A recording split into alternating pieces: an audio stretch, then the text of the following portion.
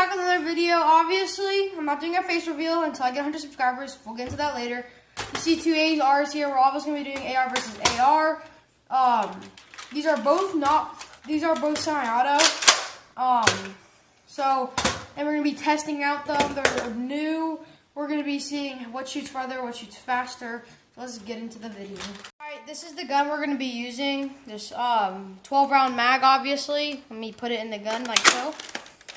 And then load it, and then we're going to load it up. And let's get into it.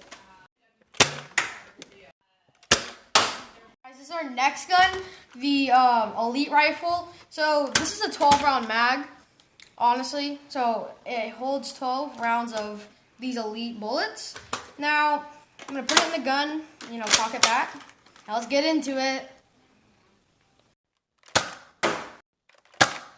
Guys, sorry, that's the end of the video. That's all we have today.